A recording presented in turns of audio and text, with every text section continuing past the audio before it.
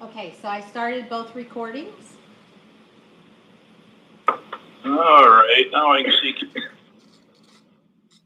And according to the clock, we're live. So welcome everybody. It is 9:01 here for Tuesday morning, October 13th, regular board meeting. We have all three commissioners on phone, remote. We have Keith, our administrator, in the office or in the meeting room. We have Karen on the computer. With that, we will start with a pledge of allegiance, please.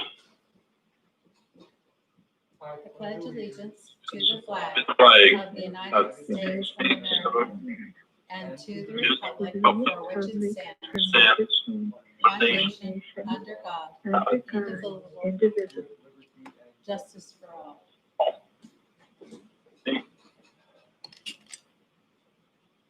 Thank you. Our first item on the agenda is opening bids for corrections medical contracts. And we have three bids that I will open. One is for Ideal Options. Second is for Nefcare Incorporated. And the third is for Fleck, Gambone, and Lopez. And they are just been opened, and Commander will be looking at them, come up with the numbers, and as soon as he's done, he'll hand me the numbers, and I'll break in and forward those numbers to the commissioners. So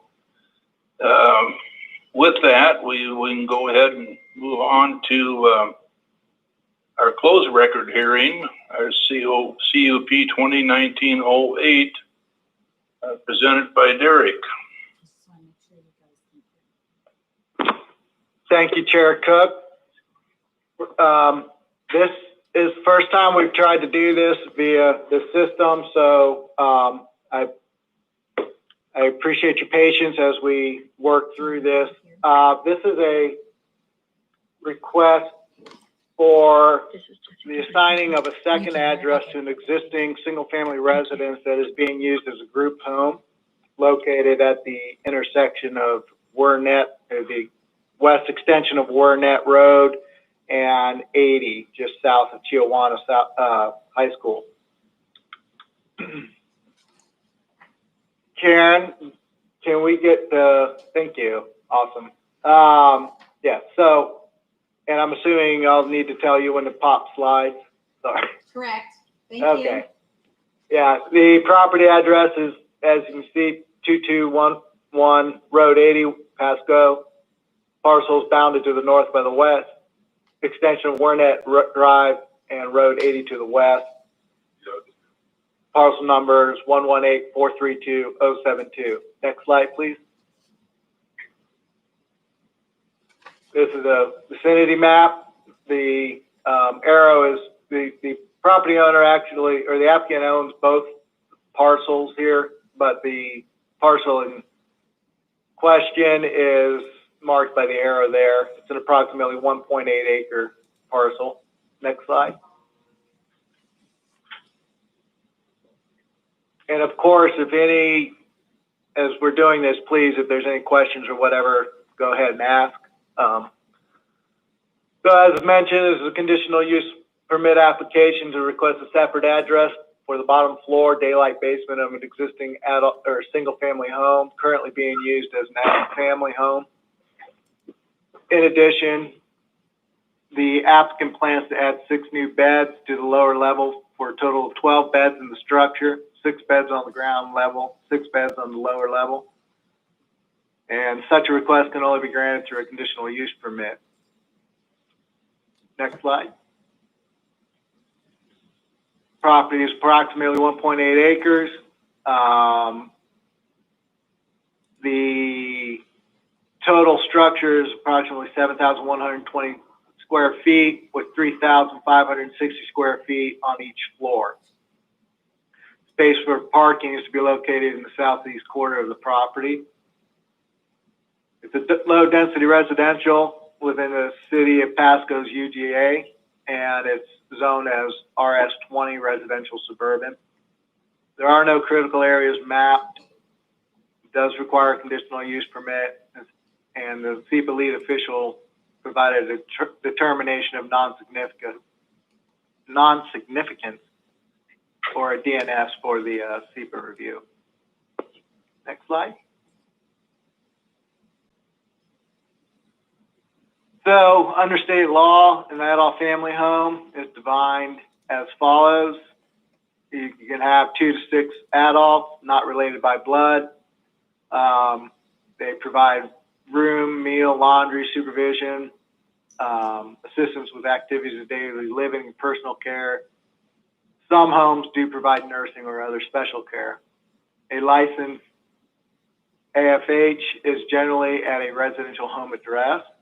An adult family home is a single-family residence, a duplex unit, or other type of dwelling for 1 or 2 families. Each unit must have separate staffing, separate call system, separate living quarters, separate addresses, either a firewall or 4, separating the 2 units, and no internal door and common. Next slide.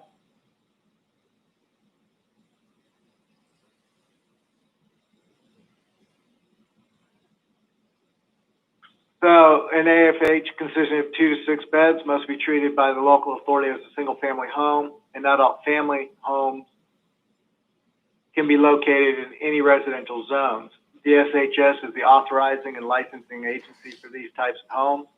The license required from the Washington State Department of Social and Health Services includes site inspections to ensure the facility meets the state licensing requirement before such a license is approved or renewed. Next slide. An adult care facility with 7 or more beds is considered an assisted living facility and is held to a higher standard of review and approval than an adult family home. Franklin County, an ALF or an adult or assisted living facility is considered the equivalent of a group home therapeutic center. Again, DSHS is the authorizing licensing agent. And again, they are inspected by DSHS to ensure compliance with state standards. This will become relevant. The issue here is the assigning of the second address will differentiate. So if the facility just had 12 beds in a single structure, it would be considered a assisted living facility. By creating 2 individual units or residential units, each of those can be treated as a group home, or I'm sorry, an adult. The 6 better less the adult family home. Yeah, the adult family home. Thank you. Here's a proposed site plan. I apologize. It's a little. There's a lot of detail there. Some issues based on this as proposed, but what could be potentially mitigated if this lower half is to be used. The lower half would be accessed from the rear of the house as described here with the circular drive. There's some issues with the fact that they would be driving over their septic system, their septic lines. That would need to be addressed before they would be able to move forward with anything regarding that. But the question before us is whether we would assign the address to the second level, thereby creating a duplex structure. Next slide, please.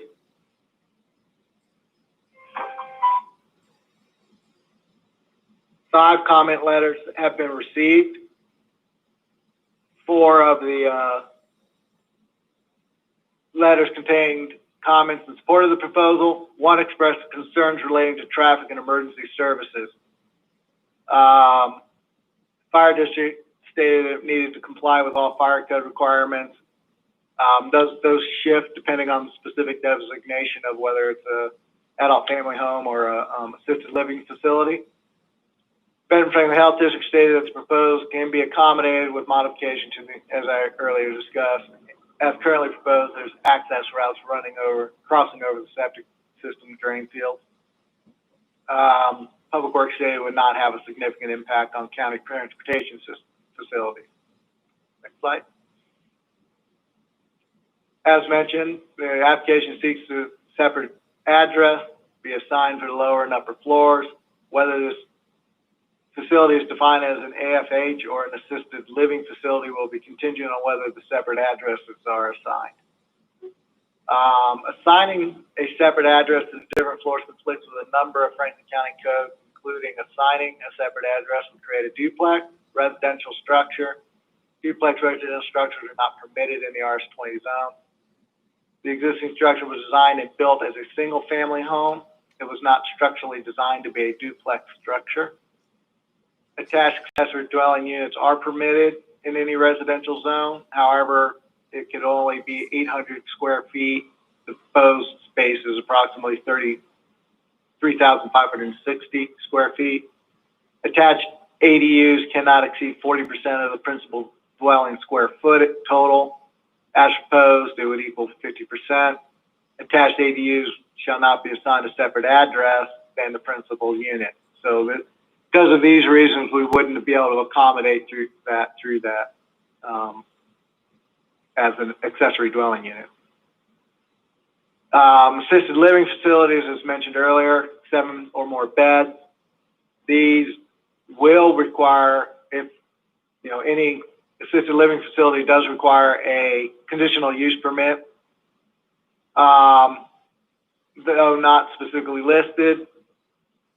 An adult living facility, based on staff's determination, would be similar to but less impacting than a child daycare center, which is a listed CUP in the RS-20 zone. At the time this slide was made, we didn't have not aware of any complaints regarding the existing facility. We had no code complaints or anything in advance. One of the comments received did articulate a concern with the excessive ambulance and other flashing lights and things like that that did occur relatively regularly, according to the commenter. Adding 6 beds to the lower floor would not change the overall aesthetics of the neighborhood. It would still look like a house. So, Planning Commission held a public hearing regarding this item on February 4th, 2020. And after a review of the record, staff report, and comments received, suggested a recommendation to deny with the following suggested findings of fact, and that's that the proposed use in the RS-20 zoning district is not in accordance with goals and policies of the county development regulations and the applicable comprehensive plan. Sorry about that. Assigning a separate address to the lower floor of an existing single-family home would create a duplex structure, which is prohibited in the RS-20. As provided for in FCC 1766210, the Planning Commission makes a determination as to whether the proposed use is similar to and not more objectionable than the use specifically permitted. The Planning Commission has determined that an expanded adult family home and/or assisted living facility, as proposed, will be more intense of a use than a child daycare center due to its 24-hour, 7-day-a-week operations and the need for increased emergency services to the site. Next slide. Proposal will adversely affect public infrastructure. Access for emergency services is not adequate as proposed. The proposal will not be constructed, maintained, and operated to be in harmony with the existing or intended character of the general vicinity. Residential activity is the primary use in the area. Activities generating higher than average emergency response calls, creating lights and noise that disturb the surrounding residences, are not compatible with the expectations of residential use and hobby farming in the area. Assigning of a second address would create a duplex structure. The location and height of the proposed structure and site design will discourage the development of permitted uses on property in the general vicinity or impair the value thereof. Areas used are primarily single-family residential hobby farming. Again, it's activities generating more than residential traffic levels negatively impact quality of residential life in the area. Activities generating more than residential levels of emergency will also negatively impact the quality of residential life. The operation is in connection with the proposal will be more objectionable to noise, fumes, vibration, etc. Again, Planning Commission determined that assigning the separate address and therefore the 6-bed expansion will be more intense of a use than a child daycare center as proposed. And again, the issues, as you can see, the primary issue with the residents is the flashing lights, the noise that occurs through emergency response to the facility. And again, will endanger the public health and safety and general welfare if located where proposed because emergency access and egress is not adequate. Next slide.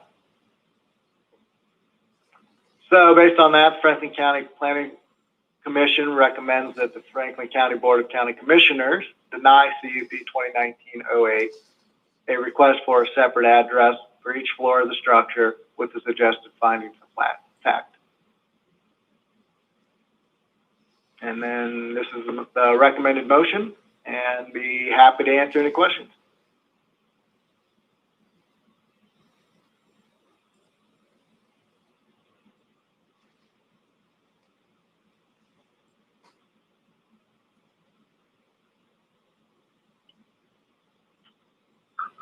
Chairman Cook, Commissioner Peck.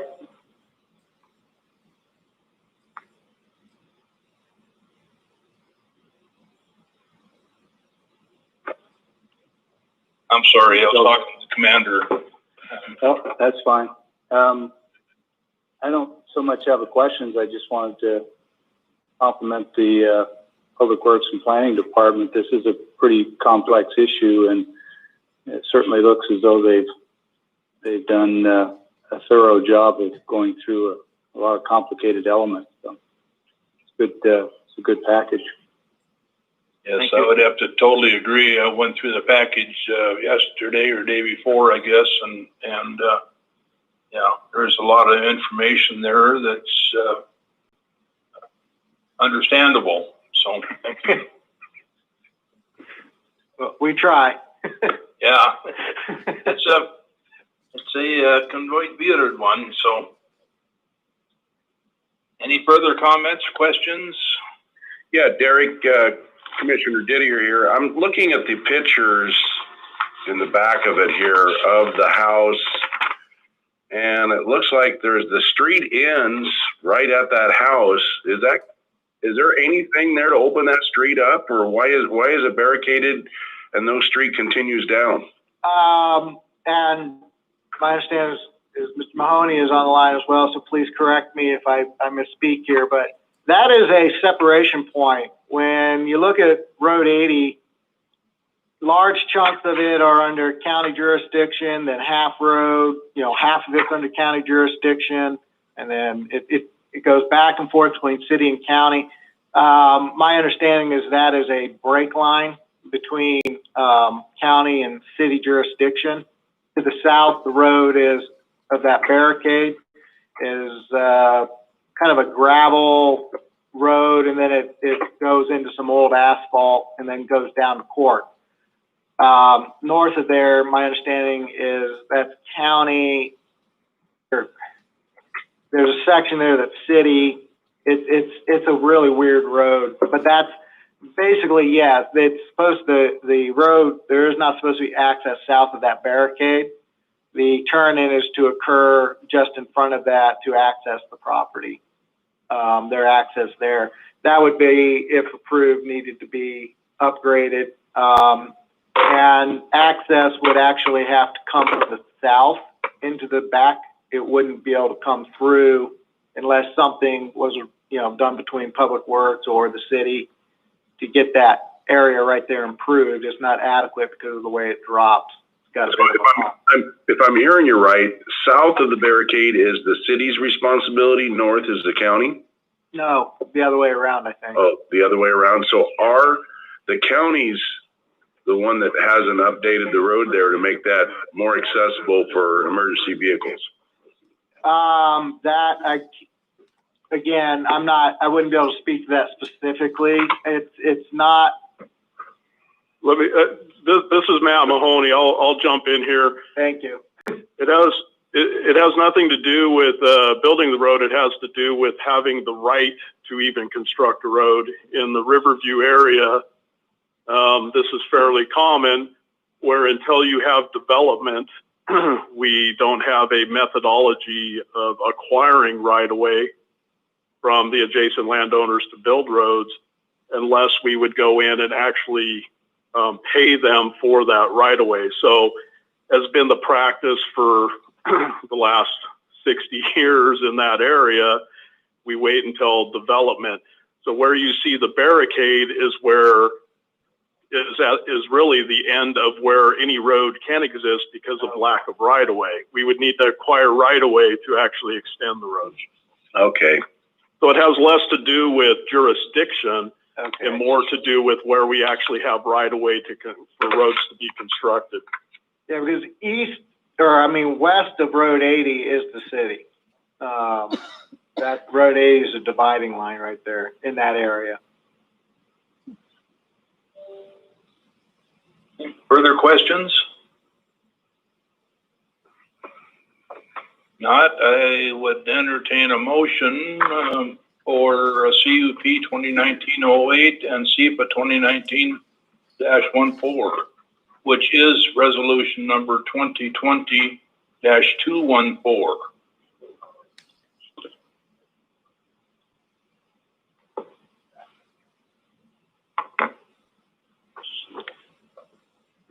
Mr. Chairman, did you say that was resolution 2020-214? Affirmative.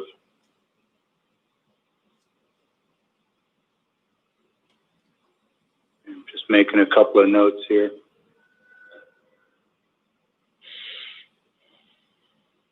So not hearing any other thoughts or questions, I'll move to approve resolution 2020-214 as recommended by Public Works, the Planning Department. The process we've undergone appears to be sufficiently thorough.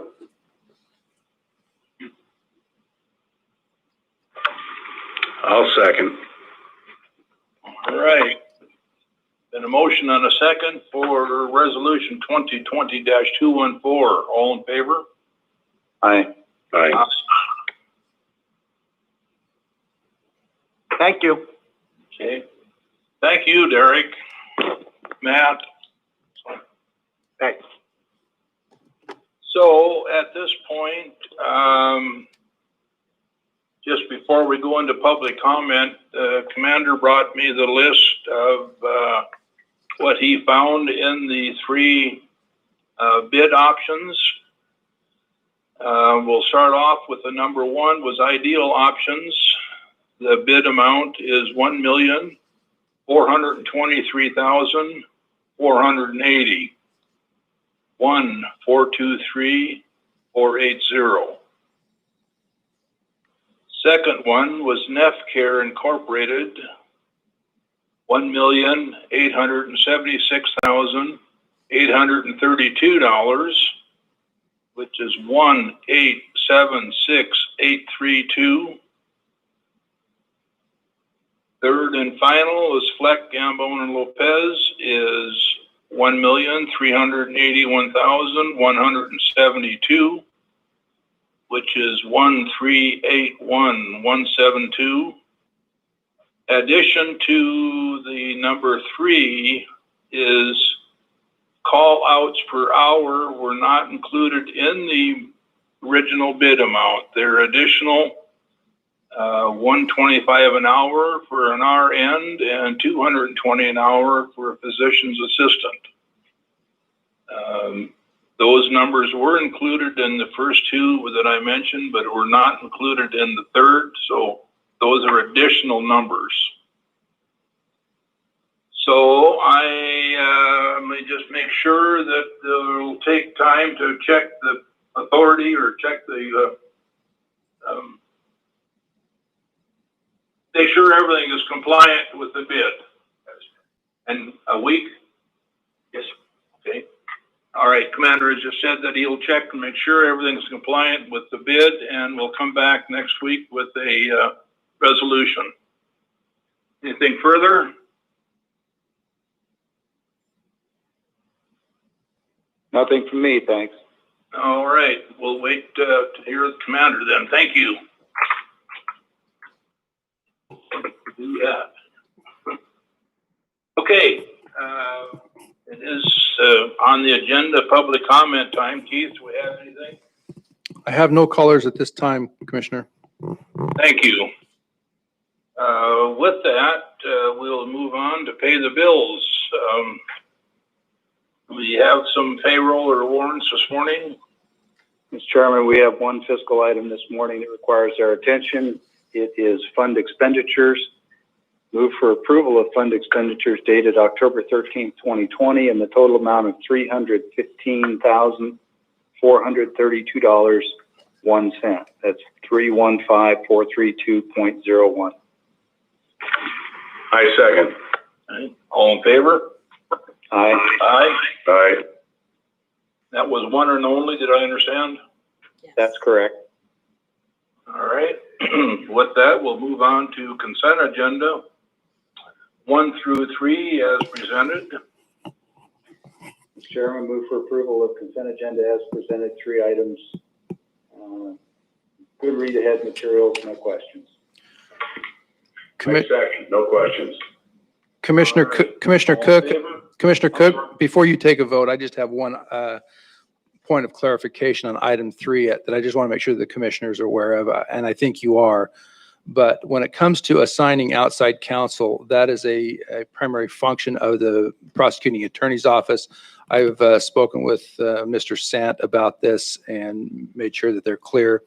The nature of the approval of the Board of Commissioners is to approve the scope of work that the bond counsel will be performing. I just want to make sure that that distinction is clear to the board. Thank you. So this is Commissioner Peck. Keith, I think I'm hearing you say what I did see in the read aheads, which is there's 2 approvals here. One, the Board of Commissioners, but the other is that this requires prosecuting attorney to be willing to accept this counsel as special members of his staff, his office, for the purposes of this agreement only. Is that what you're referring to? Precisely. Thank you. Okay. All right. And that approval, I'm presuming, is subsequent to ours, and the prosecuting attorney will let us know? Yes. Okay. Thank you. So we have a consent agenda 1 through 3 in front of us. All in favor, or yeah, all in favor? Yep. Aye. Aye. Aye. Anything on the phone yet, Keith? No one on the phone. Okay, we'll move on to your time then, please. Okay. Thank you, Commissioner. Last week, I mentioned a little bit more about the future of the CARES Act funding and how we're allocating that. I've had some follow-up conversations and phone calls. There was a very lengthy discussion with WASAC and the Department of Commerce yesterday about some of the efforts that we have been interested in regarding utility assistance in Franklin County for eligible families and businesses that are behind on utility bills and do not have good resources to get those things caught up. Those are not things that the utility Franklin Public Utilities District, as well as the city of Pasco, is in the same situation. Big Bend Electric and other utility service providers in Franklin County are going to have this same situation. So there is a concerted effort to address those individuals that have been affected by layoffs or business shutdowns or other reasons that they're delinquent in utility bills. The governor's orders, as you know, included a instruction that they could not turn off electric service for failure to pay. And so that has resulted in a pretty extensive number of citizens in Franklin County that are behind on those utility bills. So we are working on making sure that we've got a compliant program in place to allow CARES Act funding to be used to assist those ratepayers and so forth that are have been affected by COVID and are behind in their utility payments and need to get caught up. And we have now approval and clarity from the Department of Commerce about how we can do that without running afoul of the federal treasury requirements, that this not be a revenue replacement effort for those utilities. It's a fine level of distinction, perhaps, in the minds of kind of a superficial read of the requirements of the Department of Treasury, but we have received that clarification and now are in a position I think we can move forward with adopting a program. So we're putting that together. The same principle. Yes, go ahead. Commissioner Peck, apologize for the interruption, but I don't want to get too far downstream before getting this cleared up. The distinction between grants and sub-agencies, has that been cleared up as well? Yes, it has. Okay, and we can come back to that. The discussion the week before this one was a lengthy discussion about that, and unless something substantial has changed since then, I'm up to speed on that. With respect to paying people's utility bills, the governor has also extended the restrictions on evictions for people not able to pay their rent. Does this tie into that, parallel that? Are we already paying rents? There are already programs in place for rental assistance that are primarily coming from CDBG funds through the Department of Human Services. But yes, in principle, they are related and similar in that so why wouldn't we be paying the utilities out of the same process as the non-eviction fund? There are some additional restrictions that the CDBG funds have that the CARES Act funds do not. They're essentially, I wouldn't call them completely separate, but there are some minor distinctions. I think we're back into the sub-agency arrangement. Exactly. The CDBG has to be a true grant, not a sub-agency relationship. Correct. Okay, thank you. Yeah. And then the other piece is there's ongoing discussion in the Tri-Cities region about the significant child care capacity needs in both Benton and Franklin County. And there is a meeting scheduled tomorrow that I'll be participating in for further discussion on that. But we anticipate a request of the Franklin County Board of Commissioners to support additional CARES Act funding going towards assisting the professional child care, the licensed child care providers to make that capacity available for those families that are struggling with child care issues. So I will know more about that after tomorrow's meeting. And then the final piece of that is the fact that the Treasury, the U.S. Treasury, who administers the CARES Act program at the federal level, has given more guidance to the Department of Commerce, which in some sense changes or at least clarifies our understanding of what the term substantially dedicated means. In use of CARES Act funding for payroll costs of emergency service providers and other public employees, they have to be what's considered substantially dedicated. That is the term that's used, substantially dedicated to the response for COVID. And the Treasury has recently announced clarification that emergency services providers such as law enforcement and ambulance and those kinds of folks are automatically considered substantially dedicated. So that changes our perspective a little bit from what we had heretofore thought was the case with respect to the county claiming some level of reimbursement through the CARES Act for some of our costs. Yes. Commissioner Peck again, that's a really good point. I appreciate you bringing that out. I just want to clarify here. There had been some discussion as to whether the substantially dedicated portion spoke to the mission of the organization or the portion of the organization that was seeking the CARES Act funds. For example, you have a company that had 4 distinct areas of operation, and if one of them was dedicated to emergency services, that part might be eligible. Am I understanding that correctly?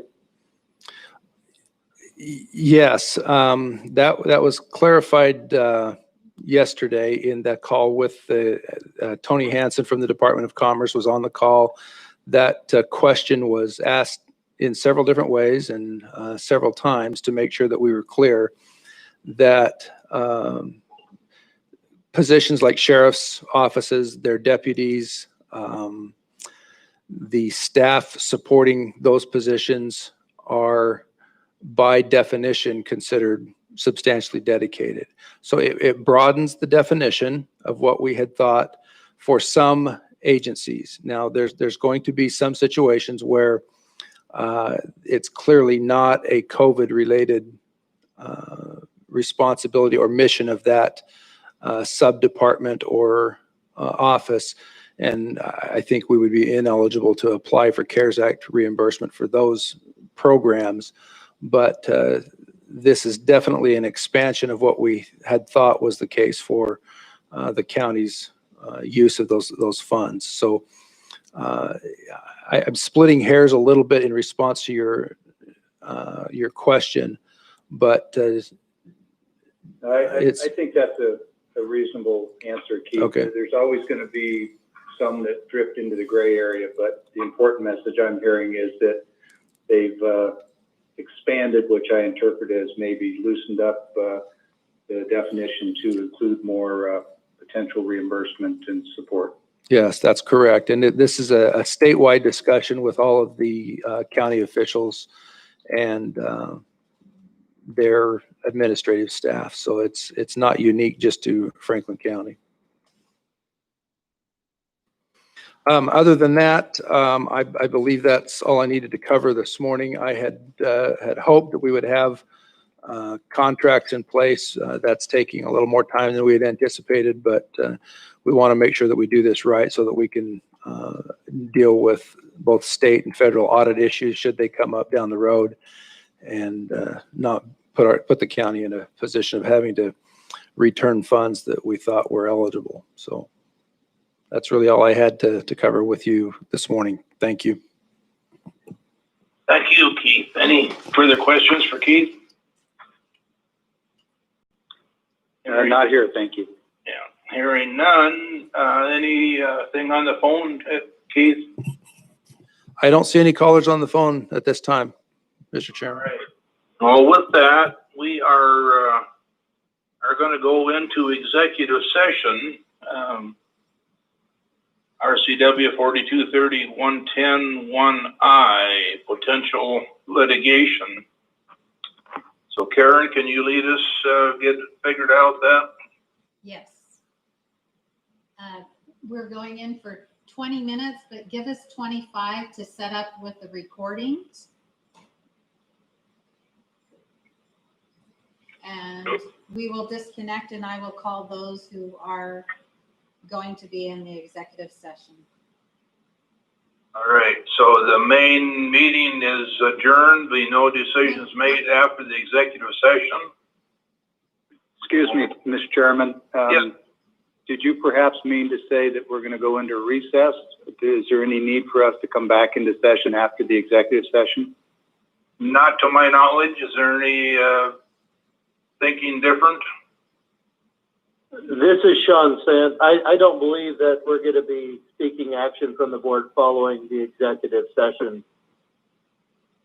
Okay, thank you. Disregard. Okay. So we all need to sign out and Karen will bring us back in as she can. Thank you. All right, goodbye. So do they call back into the same line?